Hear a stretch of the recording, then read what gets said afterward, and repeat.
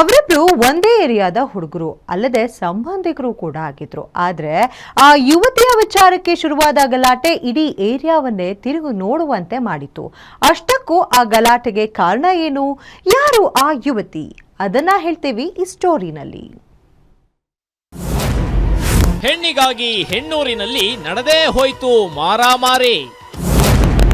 ನಡು ರಸ್ತೆಯಲ್ಲೇ ಯುವಕರ ಮಧ್ಯೆ ಡಿಶಂ ಡಿಶಂ.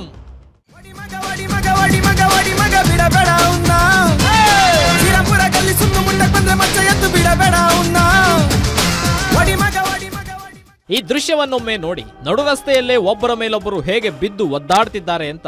ಒಬ್ಬಾತನಿಗೆ ಕೈಯಲ್ಲೆಲ್ಲಾ ರಕ್ತವಾಗಿದ್ರು, ಕೆಳಗೆ ಬಿದ್ದು ಒದ್ದಾಡ್ತಿದ್ರು ಬಿಡದೆ ಮೇಲೆ ಕುಳಿತು ಹಲ್ಲೆ ಮಾಡ್ತಾ ಇರೋ ಮತ್ತೋರ್ವ ಯುವಕ. ಈ ನಡುವೆ ಸುತ್ತಲೂ ನಿಂತು ನೋಡ್ತಾ ಇರೋ ಜನ, ಮತ್ತೊಂದ್ ಕಡೆ ಎದ್ದು ರಕ್ತ ಸುರಿಸಿಕೊಂಡು ಓಡಾಡ್ತಾ ಇರೋ ಯುವಕ. ಅಷ್ಟಕ್ಕೂ ಈ ದೃಶ್ಯ ಕಂಡು ಬಂದಿದ್ದು ಹೆಣ್ಣೂರಿನ ಆಂಜನಪ್ಪ ಲೇಔಟ್ ಬಳಿ.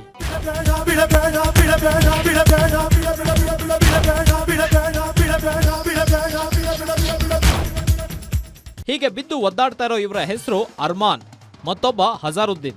ಇವರಿಬ್ರು ಹೆಣ್ಣೂರಿನ ಬಳಿ ವಾಸವಾಗಿದ್ದು ಸಂಬಂಧಿಕರಾಗಿದ್ದಾರೆ. ಇನ್ನು ಅರ್ಮಾನ್ HAL ಠಾಣೆಯ ASI ನ ಮಗ. ಹೀಗೆ ಕಳೆದ ಶನಿವಾರ ಸಂಜೆ ಅಂಜನಪ್ಪ ಲೇಔಟ್ ಬಳಿ ಟೀ ಸ್ಟಾಲ್ ಹತ್ರ ಹಜಾರುದ್ದೀನ್ ಬೈಕ್ ನಲ್ಲಿ ಬಂದು ಫೋನ್ ನಲ್ಲಿ ಮಾತಾಡ್ತಾ ಇದ್ದ.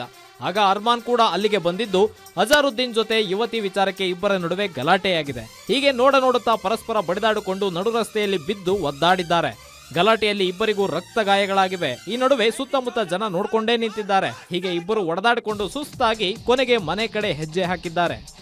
ಸರ್, ಇಬ್ರು ಒಂದೇ ಬೈಕಲ್ಲಿ ಬಂದು ಇಲ್ಲಿ ಅಂಗಡಿಯಲ್ಲಿ ಕೂಲ್ ಡ್ರಿಂಕ್ಸ್ ಅನ್ನ ತಗೊಂಡ್ರು.